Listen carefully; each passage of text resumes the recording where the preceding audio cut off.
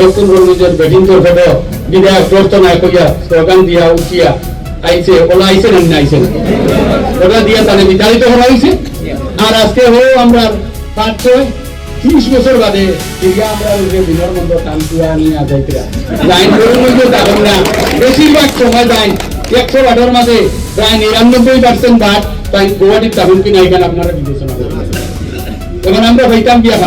ভোটের মুখে কংগ্রেসে ভাঙন দক্ষিণ করিমগঞ্জে, দল ছাড়লেন প্রাক্তন বিধায়ক আজিজ খান রানু। পদত্যাগ করছি এবং আমার মানুষের যেটা হইবা ওটারে আমি মানিয়ে নিমু, আমি এই দল থেকে আজকে পদত্যাগ করলাম।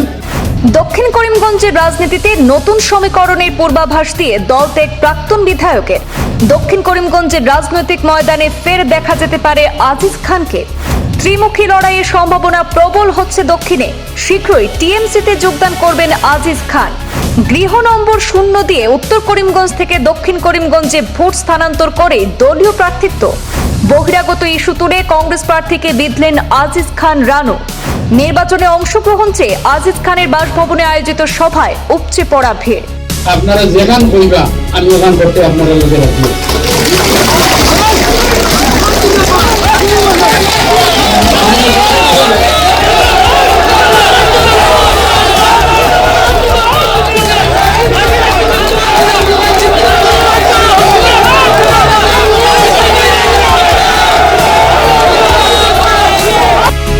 আজ শুক্রবার বিকেলে দক্ষিণ করিমগঞ্জের প্রাক্তন বিধায়ক আজিজ আহমদ খানের বাসভবনে আগামী বিধানসভা নির্বাচন নিয়ে গুরুত্বপূর্ণ সভা অনুষ্ঠিত হয়। সহস্রাধিক জনতার উপস্থিতিতে আয়োজিত সভায় আগামী বিধানসভা নির্বাচনে আজিজ খানের প্রতিদ্বন্দ্বিতার জোর দাবি উঠলে কংগ্রেস ছাড়ার সিদ্ধান্ত নিয়েছেন আজিজ খান। সঙ্গে কংগ্রেস ছাড়বেন আরও সহস্রাধিক কংগ্রেস কর্মীরা। কংগ্রেস বহিরাগত আমিনুর রশিদ চৌধুরীকে প্রার্থী করার সিদ্ধান্তে ক্ষোভ প্রকাশ করে দল ছাড়ার সিদ্ধান্ত নিয়েছেন আজিজ খান এবং সমর্থক কংগ্রেস কর্মীরা। এদিনের সভায় উঠে আসে গৃহ নম্বর 0 রেখে সদ্য দক্ষিণ করিমগঞ্জে নিজের ভোট স্থানান্তর করে বাসিন্দা হয়েছেন কংগ্রেস প্রার্থী। 30 বছর আগে উনার পিতা ছিলেন, 30 বছর পর ফের একবার আমাদের উপর চাপিয়ে দেওয়ার চেষ্টা করছে দল, এমন অভিযোগ করেন আজিজ খান। বহিরাগত প্রার্থিত্বের বিরুদ্ধে বিশাল জনসভায় ক্ষোভ উগরে দিয়ে কংগ্রেসকে প্রত্যাখ্যান জানিয়ে আজিজ খানকে নির্বাচনে অংশগ্রহণ করার পক্ষে সওয়াল তুলেছেন সহস্রাধিক কংগ্রেস কর্মী এবং আজিজ খান রানু অনুগতরা। আপনি আজকে সভার উদ্দেশ্য কি ছিল? আমার সভার উদ্দেশ্য ছিল, এই সভাটা অ্যাকচুয়ালি আমার সভা না, এটা আমার দক্ষিণ করিমগঞ্জের সংগঠনকে আমার যারা নেতৃবৃন্দ আছে সবাই এই সভাটা দেখেছে। এই সভাটা দেখার কারণে আমাকে 3-4টা প্রশ্ন করেছেন যে আপনারা আসিলেন, যে আপনি আপনার উত্তর দেন।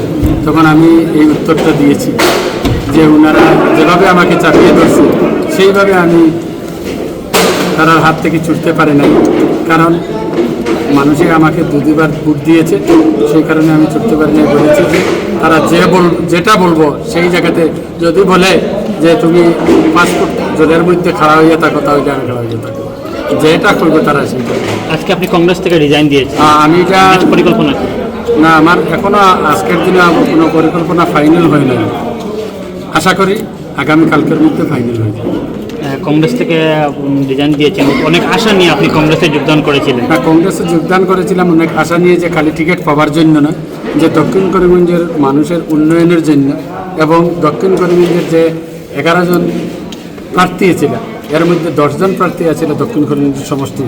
যে আমরা ভেবেছিলাম যে আমার দক্ষিণ করিমগঞ্জের যে সার্ভের যে রিপোর্টটা গেছে, এই রিপোর্টটা আমরা 3 জনেরই সার্ভে রিপোর্ট গেছে, মমতাজ বেগম, সবুর তাফাদার সাহেব এবং আমার, এই 3 জনের গেছে। কিন্তু দিল্লি থেকে গিয়ে দেখছি এই 3 জনের সার্ভে, বাকি যারা সার্ভে নাই তাদেরই টিকিট দিয়েছে। যার কারণে আমরা ভাবছি যে এটা আমরা লাগে এটা অন্যায় হয়েছে, যার কারণে আমি কংগ্রেস থেকে নির্বাচনে অবতীর্ণ হবেন, এটা খাটাং নির্বাচনে অবতীর্ণ হবো। এটা যেহেতু দক্ষিণ করিমগঞ্জে আপনি যদি নির্বাচনে অবতীর্ণ হন, আরও 2 জন প্রার্থী রয়েছেন, ইকবাল হোসেন জিপি থেকে এবং শামীম চৌধুরী, আমিনুর রশিদ চৌধুরী। তো ওনারা 2 জনকে নিয়ে কী বলবেন, যেহেতু আপনি অলরেডি আবার বিধায়ক ছিলেন? আমি আজকের দিনে ওনাদের সঙ্গে কিছু বলবো না, যাতে নমিনেশন এখনো হয়নি।